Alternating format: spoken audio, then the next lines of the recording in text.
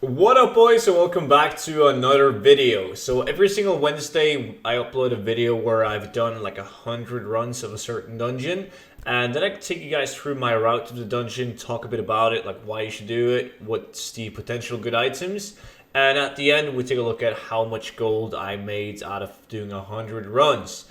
So this next one is Shadowfang Keep, right down here, so you guys can see on the map in Silver Pine Forest.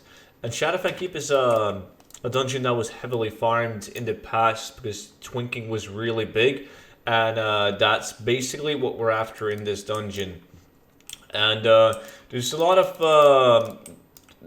people who claim or believe rather that twinking is slightly dead, but like we have the sales to prove them wrong. There's constantly people selling both green and blue items for twinking for insane value. So it's a pretty easy dungeon to farm because it's just straightforward. You guys just kill the mobs in the start of the dungeon, and the only thing that sucks, if you play Alliance, you have to wait for the furry wolf to come and open up this door.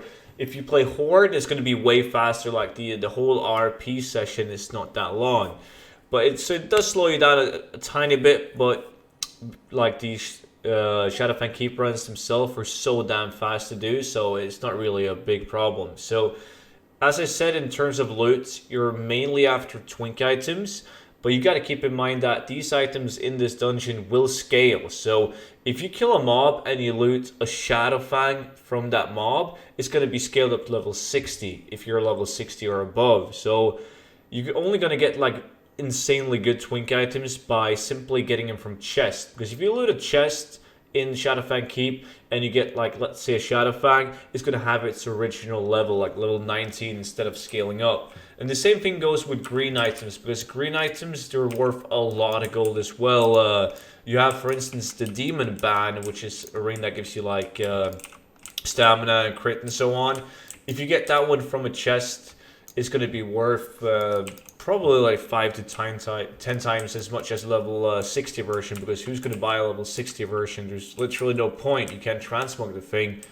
But there is some transmog items in Shadowfang Keep that you got to make sure that you keep. And the best one, like besides from the zone specific, is the Buccaneer's Vest. The Buccaneer's Vest, I will show you guys how it looks afterwards.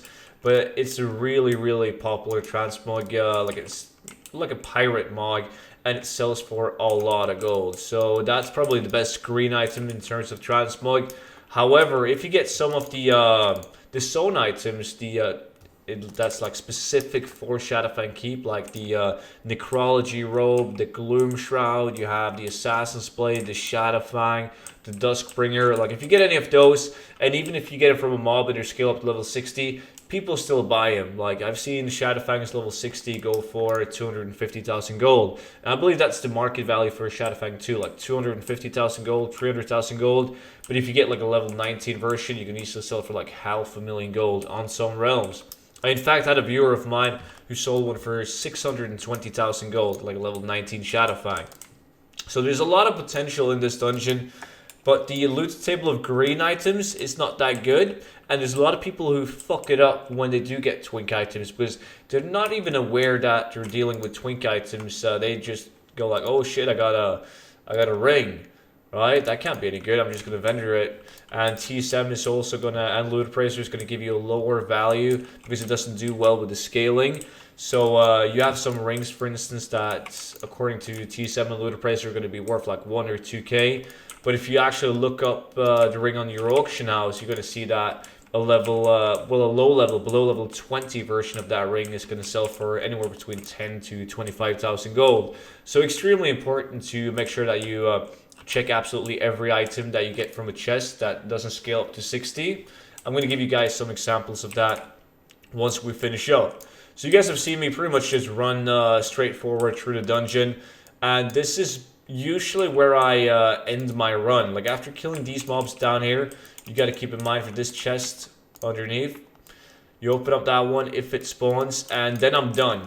There is only a couple of mobs moving forward into the dungeon to kill the last boss, so it depends on how much time you have. But I normally just walk out at this point, like I do every second run. Every second run I go and I kill the last boss, and you guys can simply just jump out of the map like right here, or you can simply do like I do, jump over the fence and out of the dungeon. So it's insanely fast to reset. You don't need to queue up for a scenario or any of that. So in terms of loot, I will show you guys what I received after doing 100 runs. And this is basically what I'm left with after doing 100 runs. So these items, it's by no means not a place you want to go if you're like new to gold farming and you want to fill up the auction house. Because after 100 runs, this is what I'm left with. And some of these items I've just kept because they're like rare quality and I'm going to vendor them afterwards. But in terms of the twink items, let's say the demon band that I was talking about. 6 strength, 6 stamina, and then critical strike. So when I hold over this one, it's going to say that it's 443 gold in my realm. Average price, 5,000 gold. But if I actually look up this ring, you guys are going to see that the one for 443 gold is a level 51 version, so a scaled up version. And the ones being level 19 goes for 30,000 gold. And it's the same with a lot of these items actually. They're like 29 gold, 35 gold because they're high levels. And then as soon as you go beneath level 20, they're going to double at least in value. In terms of the transmog item that I was talking about, the Buccaneer's Vest, it looks like this. It's pretty, if you want to transmog yourself to look like a pirate, you need this chest, basically. It sells extremely well. In terms of blue items and other greens, like these are just some random green items. Even some of these weapon, like the Jagged Star, like the one with versatility, which is apparently good for twinks. They can go for a lot of gold. Sometimes you can even find these cheap on the auction house because people have no clue what you're doing. But you guys can see that it's actually sold out. There's not a single Jagged Star of the Aurora that's beneath level 20 on my auction house. So I'm gonna jack this baby up and try to sell it for a decent amount.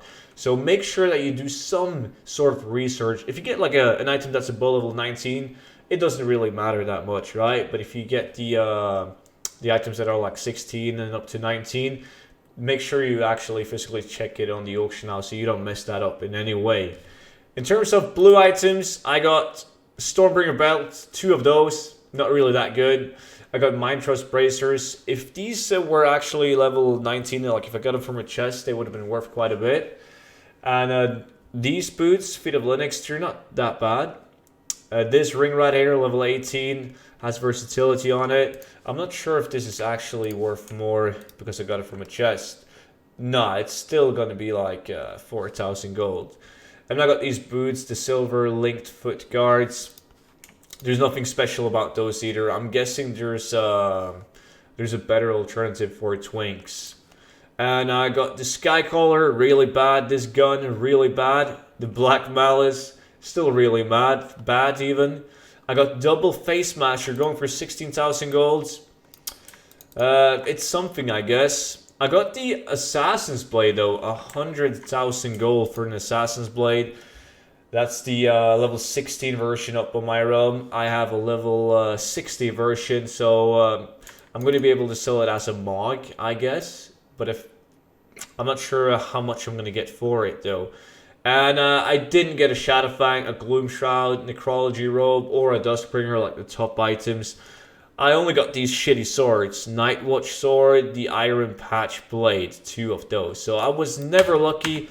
I have received a shit ton of Shadowfangs in the past, but I've never received Gloom Shroud, Necrology, or the Duskbringer, I believe. Not sure about the Duskbringer. Maybe I've received it once. But the total value, like I'm going to drag out my chat, use this TSM macro so you guys can see the value of everything that's in my bags. And the total value is 335,000 gold in market value. So how accurate it is really hard to say, as I'm going to sell some of these rings that's like instead of 5k they're going to be 30,000 gold, and then some other items are going to have, like the twink items, going to have way higher value. But then again, we have stuff like the Assassin's Blade, which I'm not sure how much I'm going to get for it. And it's all about the RNG. Like, you can get that one Shadowfang and you've made more gold than I did in 100 runs. And I've definitely averaged a Shadowfang in less than 100 runs in the past. So it's definitely doable. I really like Shadowfang because it's super simple to run and there's great potential with these big ticket items. The only thing that kind of drags down the experience is or the fun is the fact that you have to wait for the furry to open up the door to let you continue in the dungeon.